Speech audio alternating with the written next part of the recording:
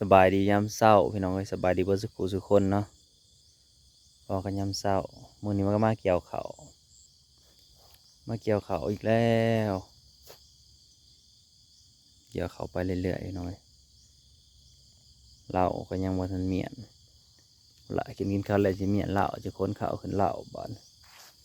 เขาวอยู่ได้หันอยู่ในเฮือนน่ะมีอยู่120หรือร้อยประมาณ120กว่าสอบพี่น้องเอ้ยสิค้นมือเดียวค้นบ่เบิดดอกน้องลีดก็มาเกี่ยวคนละสนนะ เอาชิแล้วก่อนการเกี่ยวคนละสน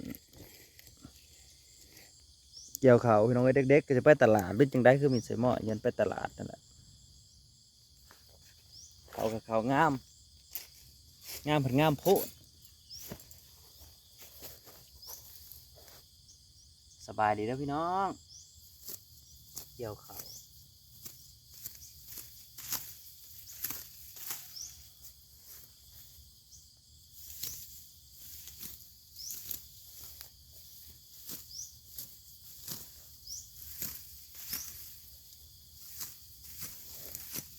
ให้นี่จะบ่งามปันไดพี่น้องแกยังแค่บ่อยากถือปุ๋ยหรืออะไรนี่บ่ถือบ่ยังอยู่จักไห้เนาะมันอยู่นี่สี่อยู่พูกะเลี้ยนอยู่ยังจักไห้เลียด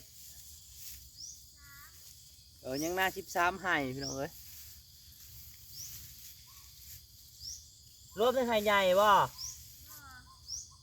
อ้าวไห้ใหญ่คือบ่รวม18 17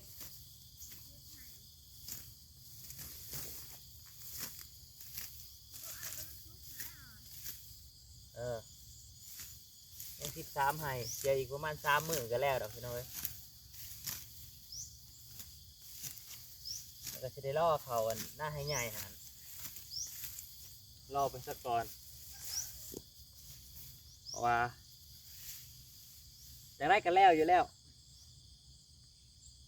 ก่อนกำหนดนะปีนี้เกี่ยวประมาณ2 อาทิตย์เพราะว่าเอารถลงเกี่ยวแล้วมันก็เลยจะถ่ายเวลามันไวขึ้น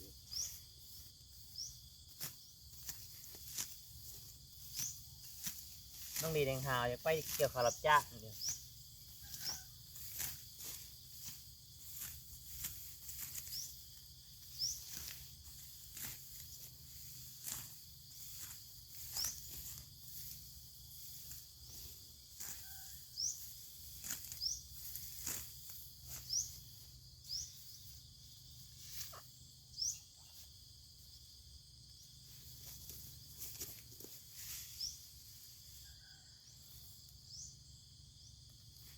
มีคนถามเขามาเรื่อง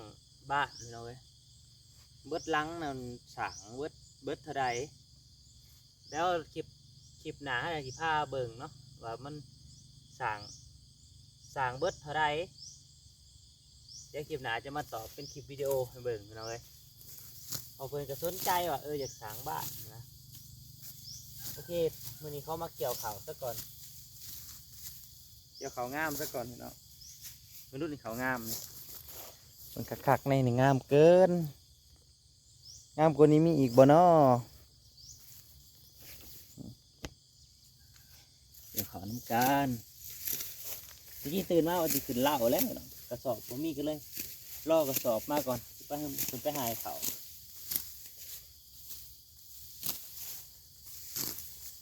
ไปหายเขาอยู่เหล้าไปเมี่ยนเขาดีๆจะเอาเข่าขึ้นเอาเข้าไม้ขึ้นแล้วบ้านเข้าไม้ขึ้นเหล้า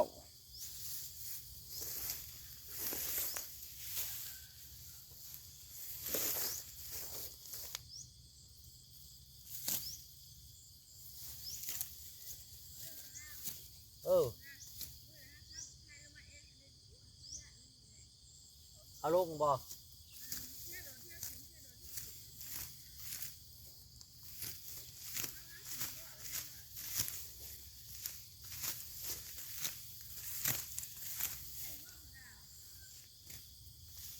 ฮะเก่ง มาเกี่ยวนั่นก็พี่นะเขาเนี่ยแง่ตาไปเกี่ยวนั่นนะมันจะแง่ตาหรอไปเกี่ยวขึ้นมา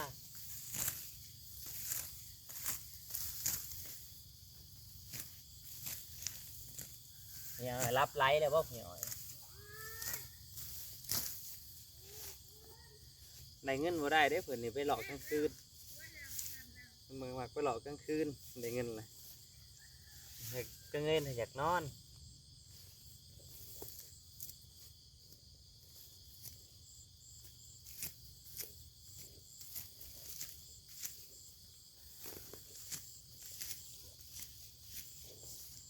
แล้วมาเกี่ยวเขางามสอยกันนี่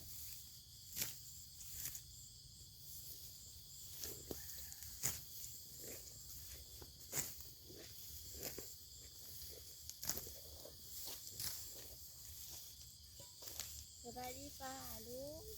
เห็นไปอยู่ใสโอ้ย่อสอบเขาจนมือโพงไปมือพองเลยสบายดีป่าลุงเกี่ยวกับเรื่องเสาของเสาแล้วช่วยเหรอ แดดกำลังขึ้นพี่น้อง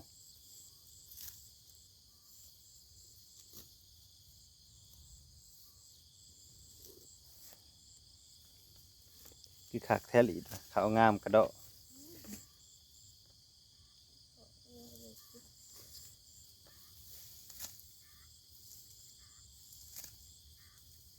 ตื่นเช้ามากก็ได้ยินเสียงนวดเขาเสียงปั่นเขาสนั่นเนี่ยแหละโอ้คันว่ายามดำหน้าก็ตื่นเช้ามาเสียงรถไถสนั่นยามเกี่ยวเขาก็เสียงปั่นเขาสนั่นอยู่เอ้า ยังแหละเลยค่ะ ยามแรงมีเสียงหมอกมีแต่เสียงรถบึนๆอยู่โอ้เฮ็ดบดบอกว่าเนาะน้ำหมอกคือลงแห้งมีเสียงหมอก เมื่อไหร่รักษามือนะเราสิสามหายเสียค่ะบ่ มาแล้วทำมันก็สีมือเฮ้ยยังสิบ่แล้วเด้ลิด สบัดน้ำดีสบัดเนี่ย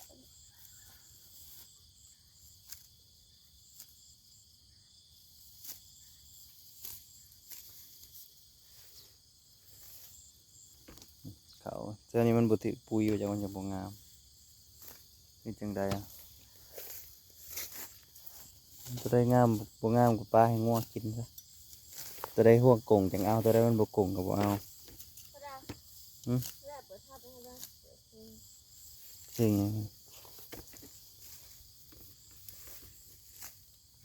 นักวิจัยกับเพลง ฮะ นักวิจัยเพลงตัวแต่เพลงอย่างเดียว เพราะว่าถ้าเกี่ยวเยอะกระทั่งเพลงเยอะเลยเกี่ยวแล้วทำไมเกี่ยวเยอะเลยมันยากนี่คือตู้ลงไปแบบตู้ย่างลงไปถ้าไม่เนี่ยถ้าผิดยากเลย เงียบระยะเงียบระยะ เราเป็นคนเราเห็นเลยกระชากลงมาประหยัดแล้ว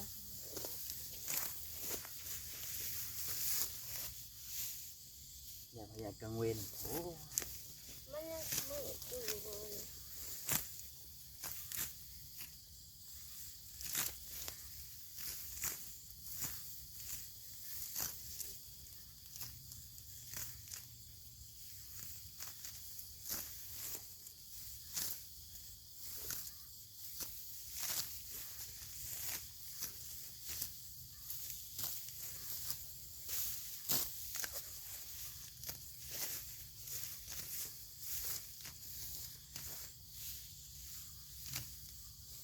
ว่าน่าจะหายว่าเสียขับเสาใหญ่ไปเลย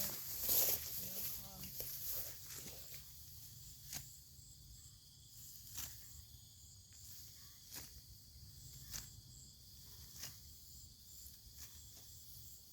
ซิปหายหน่อยค่ะเรา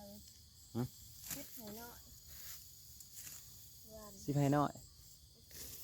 แล้วเลยป่ะ ถ้าทางไหนซิปไม่ได้เอามาจากเราหายหน่อยซื้อ เขามาได้ยามเบ็ดละ ซิปหาย เขามาได้ยามเบ็ดละมาเตยมันวะ นี่คืนเห็นไปเยี่ยงกับเมียแล้วสาวไปกูผู้เดียวอยู่นี่สี่ไห้ยันบ่แล้วสิแล้วอยู่เนอกมันนี่สี่ไห้เนาะอยู่นี่ แล้ววันเสาร์กับซามมาสมุกทำได้นะ อืม อันนั้นกับอีกทางหนึ่ง อืม แล้ว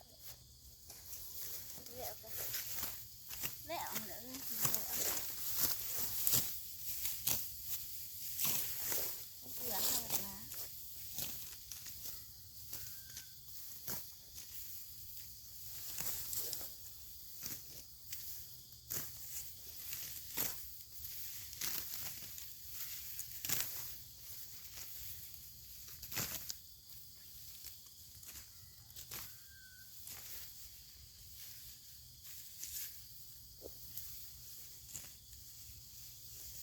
แหละนะถึงเมืองบ้านเลยค่ะ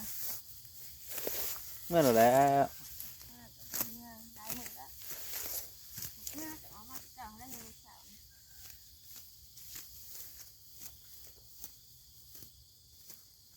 นี่จะนอนจะซ้ำ นอนจัง3 มื้อ ฮะ ดูนอนจัง5 มื้อ นอนไม่ต้องลุกเลย ฮะ นอนไม่ต้องลูกวะนอนจะหามือ โอ้ยเขาเลิกบ่ได้แล้วต้องลุก จากแบด แล้วเดี๋ยวนั่นเอาบ่ได้แล้วหาเลยลูกมาให้งานมาให้งานได้ เป็นลอย ไปข้าวย่างแบบทราบบ่ใช่แล้วเขาสิบดาหัวหนัก จะนอนก็นอน นี่คือข้าวนอนจะได้บ่ดา ไม่ใช่ขึ้น นี่คือนอน3 โมงแล้วก็นอนเลยนอนเขาเดินวัดอันลิฟต์โทรศัพท์มาอีเลยเขาจะแนบคุณไปอ้าว พอกันใหม่พี่น้องขอบคุณหลายที่มารับชมเนาะลุยเกี่ยวเขาวซะก่อน